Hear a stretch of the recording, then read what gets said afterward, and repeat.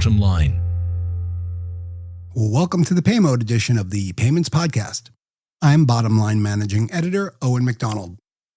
This series of Paymode-themed podcasts explores the hottest trends in business payments with Paul McMeekin, Vice President of Marketing at Bottomline, along with expert guests.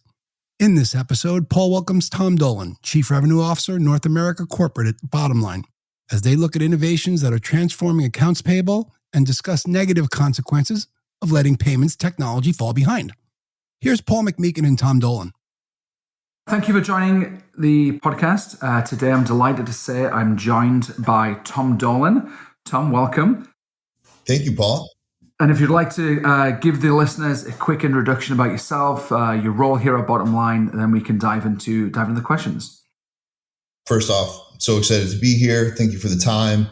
Tom Dolan, I lead our revenue efforts here for Bottomline North America. Largely, our Paymode business operations make a big part of that.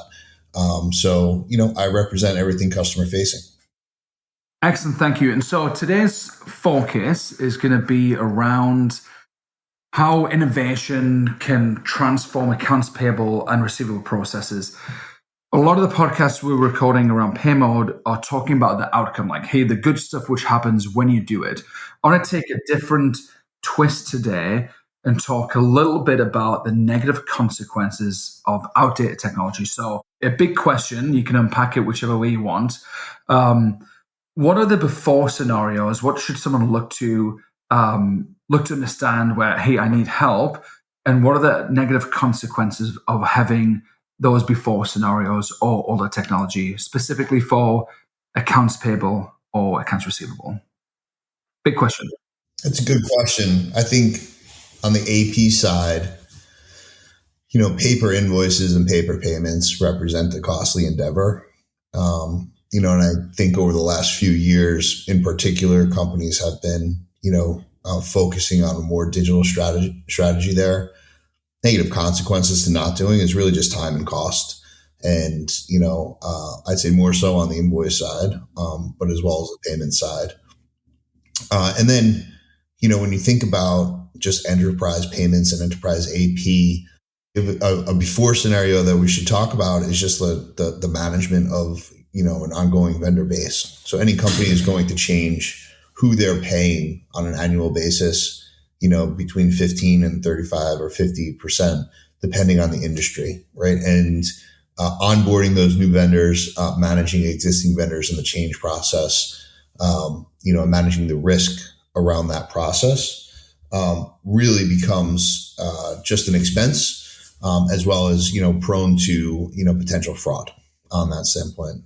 When they hire an accounts payable person, they're probably not hiring someone who's onboarded a vendor before, right? And the skill set attitude may not be lined up with the task that they're being given. Absolutely. And, just to your point, there is a focused expertise on building a process to be able to onboard vendors, pay them digitally, manage those digital payments to avoid the risk of payment fraud. That does take an investment if you don't have that today, without a doubt.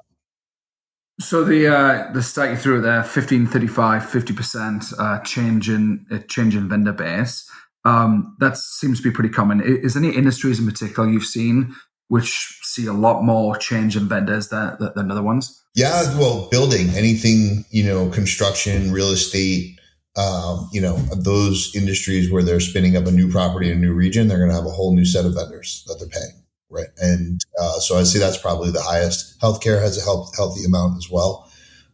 Those two industries seem to have the most from what we've seen but any company is going to change in terms of the number of companies that they're paying and sourcing goods and services from. Any company is going to see 15 to 20%. So makes perfect sense. So if I were to summarize the expertise and skill set of onboarding vendors, but also time and cost. So goes back to it. In today's environment, can you do things more efficiently? Can you do things cheaper or faster? That's mirrored on the receivable side, right? So there's been a fragmentation of sources of payments over the past decades or so, whereas it used to, like, most payments were coming maybe from a handful of bank portals. In terms of being able to access those remittance information, that's been fragmented in the industry today. And so really, when you talk about the before scenarios for a receiver or a vendor, it's just managing that cash application process in terms of where they're getting that remittance information, how many portals are they logging into, and what is the manual effort to be able to get that all that information and tie those invoices back to those payments.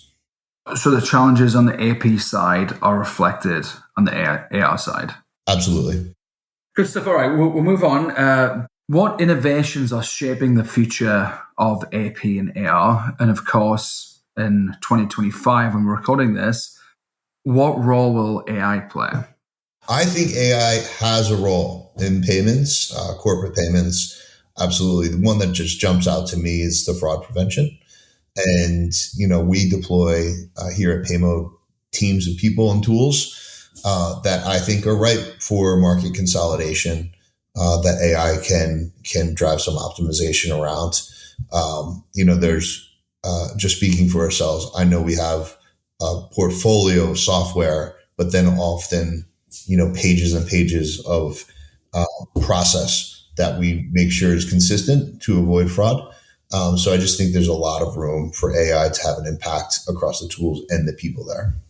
Outside of AI, is anything you've seen in the marketplace which is like, this may change either the AP or AR side for the better? I'm continually curious what blockchain can be in payments when it comes to what we're seeing as far as AP in the US. It's not a predominant sort of trend now, but that's an area that I'm curious to see how it continues to develop. Yeah, I remember when I first looked at blockchain, it was 14, 15 years ago. The biggest thing for consumer payments, it takes, too long to settle. But if you're sending a $10,000 payment, you can wait a couple minutes. Yeah, I agree. Pivoting slightly, can data provide insights to improve decision-making for either AP or AR? I think treasurers and CFOs in general, more so today than before, are looking at opportunities to optimize their investments, whether it be payments or receivables. And we're seeing that happen in the market, certainly with compression around, virtual card payments.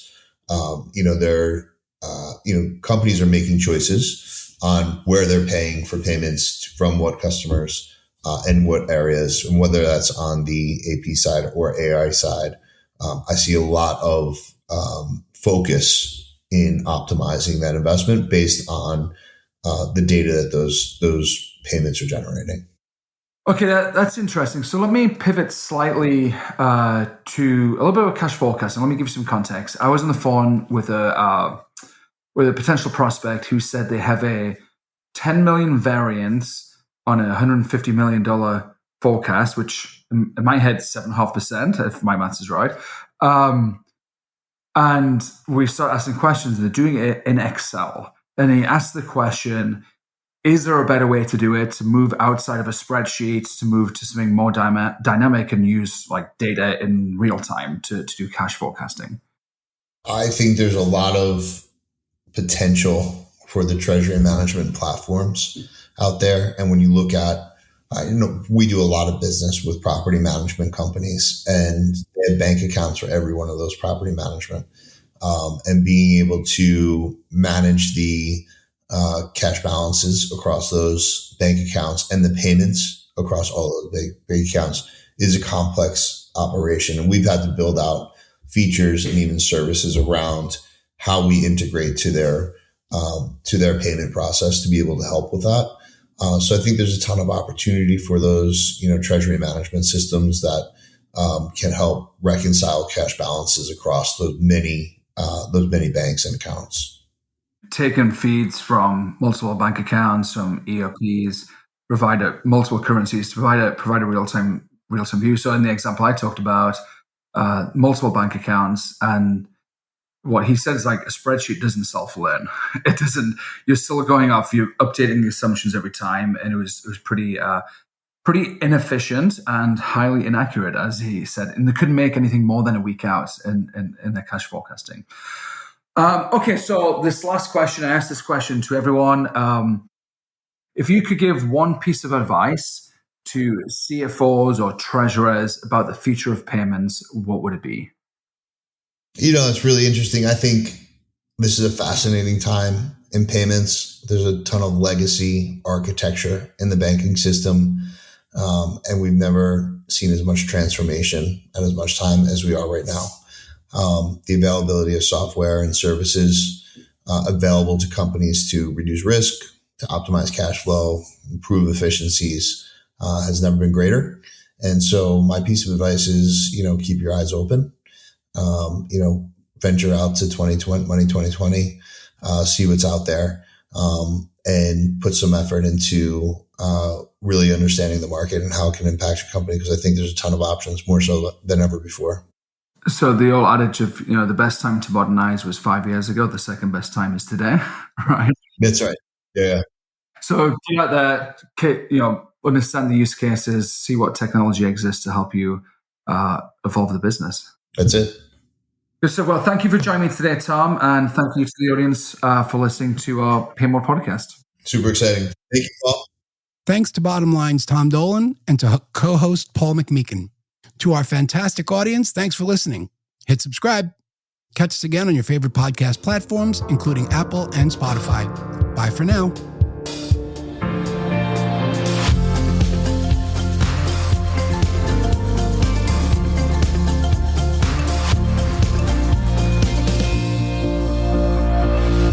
The Payments Podcast from Bottomline.